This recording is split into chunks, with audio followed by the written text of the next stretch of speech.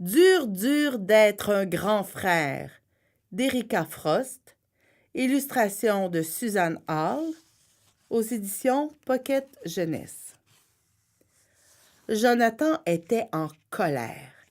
Il en voulait à sa maman, il en voulait à son papa, il en voulait à sa petite sœur Marie et il trouvait son chien Basile complètement idiot. Et surtout, il se disait que personne ne l'aimait. Ni maman, ni papa, ni Marie, même pas Basile. Jonathan essuya une larme. À 6 ans, on n'est plus un bébé. Le bébé, c'est Marie. Elle pleure tout le temps. Lorsque Jonathan lui dit « Touche pas, Marie, c'est à moi », elle pousse des hurlements et vous casse les oreilles. Ce matin, elle a pris le beau planeur tout neuf de Jonathan.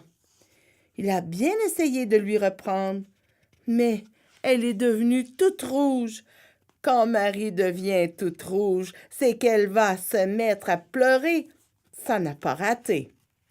Jonathan s'est montré patient, gentil.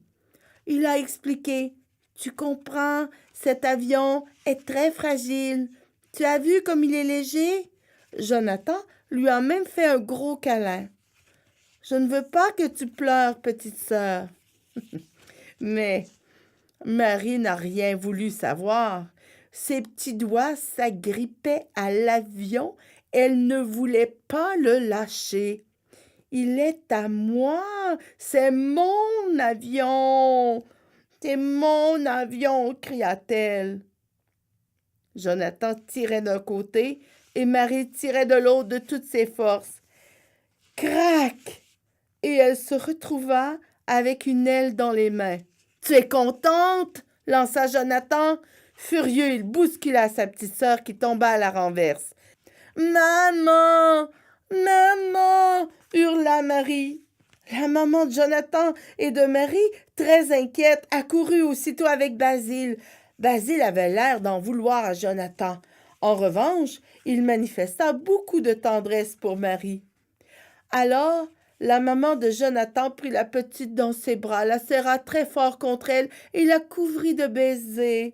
Avec un joli mouchoir, elle sécha les larmes qui roulaient sur les joues du bébé.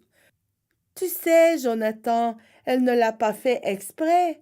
Elle ne voulait pas casser ton avion. Elle n'est pas encore raisonnable comme toi, mon chéri. Il ne faut pas lui en vouloir. Tu es grand, toi. Je vais recoller cette aile et ton avion sera tout neuf. D'accord, mon poussin? » Mais Jonathan ne l'entendait pas de cette oreille. Fou de rage, il tourna les talons et sortit en claquant la porte. Assis sur l'escalier qui donnait sur la cour, il se mit à réfléchir longtemps. Soudain, il eut une idée. Et s'il s'en allait, s'il quittait la maison, il vivrait dans une grotte enfouie au fond des bois.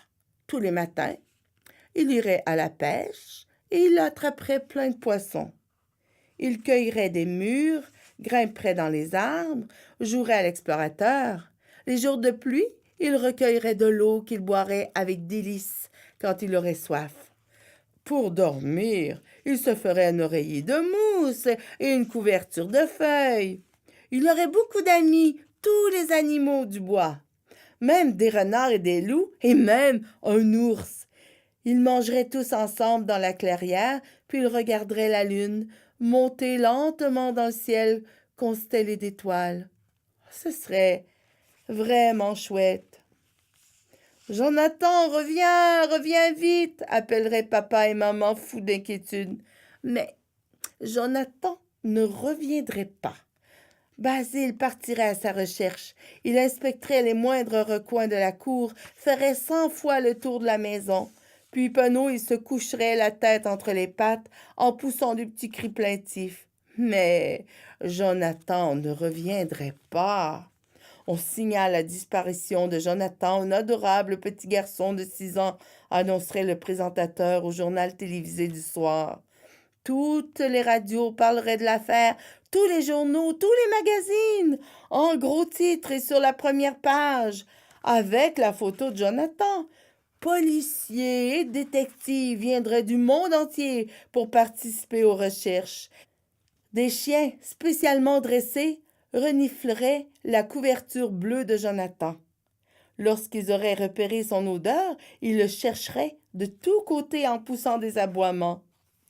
Enfin, l'un d'eux, le plus gros, découvrirait la caverne de Jonathan. Tous les autres accourraient et aboieraient, ils aboieraient, comme pour le supplier de rentrer à la maison. Mais Jonathan les renverrait. « Je vais réfléchir, leur dirait-il.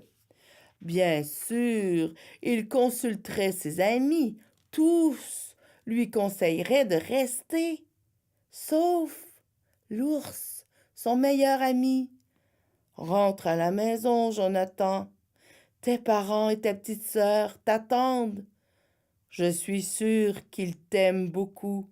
Sinon, ils ne se seraient pas donné tout ce mal pour te retrouver. » En souvenir, Jonathan lui offrirait sa belle casquette rouge. Puis il lui donnerait un gros baiser. Soudain, Jonathan s'aperçut qu'il était toujours assis sur l'escalier, Basile à ses pieds, derrière lui, papa et maman. Une odeur délicieuse venait de la cuisine. Par la fenêtre, il aperçut Marie. Assise sur sa chaise haute, elle lui fit un joli sourire et lui adressa de grands signes joyeux. « Viens, mon petit Jonathan, lui dit sa maman, en lui tendant la main. J'ai préparé de la glace au chocolat. » Alors, Jonathan prit la main de sa maman.